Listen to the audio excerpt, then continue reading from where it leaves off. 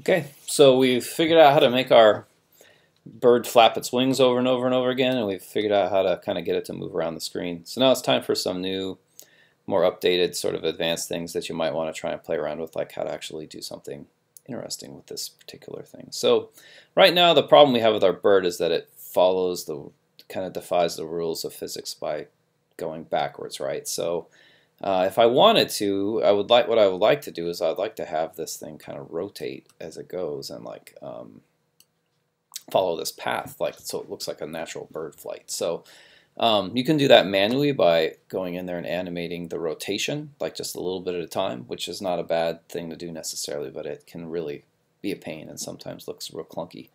So what you might want to do is you might want to go in and figure out, how do I get this object to follow the path? So the trick for that is you make sure you have your object that you want to follow the path selected. You have your path made. You go over here and you go into layer.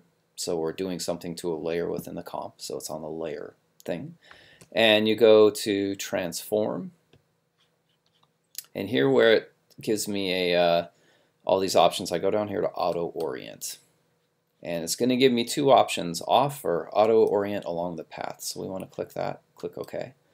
Now if you watch what happens with my bird, the bird is going to kind of flip upside down, but it's going to at least kind of follow a path that makes some sense, right? So that's good. So if I wanted to, I could kind of make this bird like sort of seem like it's flying back and forth across, around this sort of screen a little bit. So so what I'm trying to do is, if I look at this, like I really probably need to get rid of this chunk where it goes upside down. So what you can do is you can actually go in and select the keyframe that you built for that. And in this case, we probably want to adjust the one that's on our position, right? I'm just going to delete that.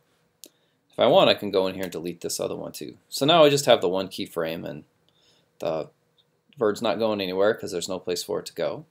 But I can go over here and I can drag my bird, and I can kind of like do that, and then I can pull it a little further down and maybe bring my bird up here,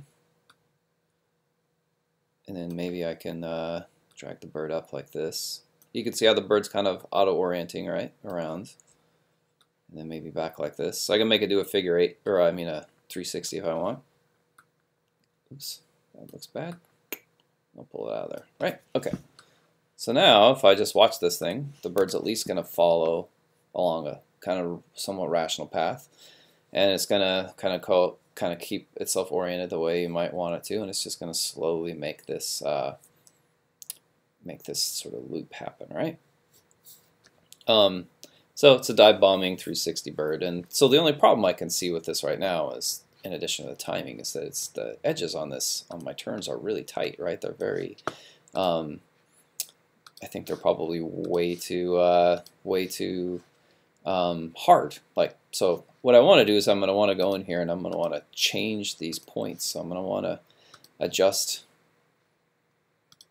my view on this guy and see if I can go in there and make something else happen on that particular spot. So again, if I look at my pen tool, just like in Illustrator, I can convert the vertex, which just basically means if I click on that, now it's going to turn it from a sharp point into one that's more curved. So if I scroll back out a little bit, now all of those points are going to be curved instead of being the sharp edges, and it looks a little bit more natural, right? Like the bird's doing its sort of loop-de-loop thing, 360.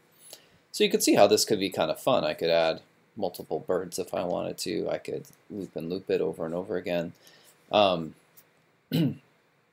And so it's just a nice way to kind of make something kind of move around your screen. So, so if I wanted, let's say I wanted a whole bunch of birds to sort of do their thing where they kind of, swirl around the screen. What I would probably do is I would just grab my first layer and I would just copy it. So Command C, go up to Edit, copy, and then I would go up to Edit and Paste, and I would just paste it in there. So now I have the two on top of each other, right? But if I kind of offset the timing of it a little bit, you can see how I've got one bird sort of flying behind the other one.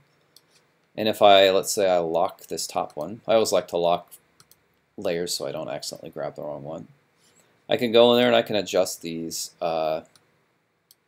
points a little bit, and I can also adjust where they hit. So I can grab the black arrow tool and just move these guys around a little bit if I want to. All right, so now I have two birds kind of chasing each other around here.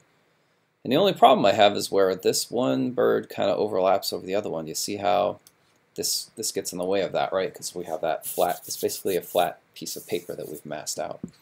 So, you know, this could be a big problem, but since we're working against a white background, what I like to do is I like to go in here.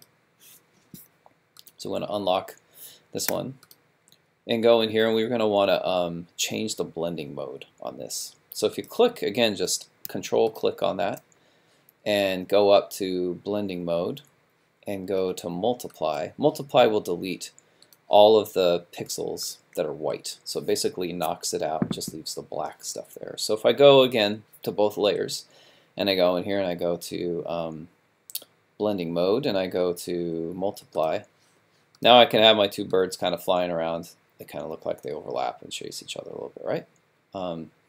That's kind of cool, actually. So I could build a whole lot of looping birds if I wanted to for this thing, right? We could have like kind of a flock of them come in and do something if we wanted to.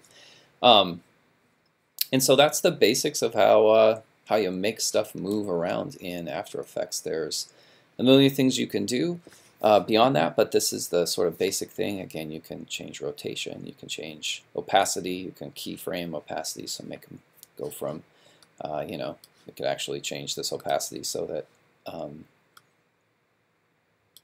you know, it changes from being you know, really dark to being really light over the course of that keyframe and sort of fades out. So it's really up to you, like what things you decide to do to your objects. But the basics are that you're supposed to pick something out and make it move all around and all over the screen.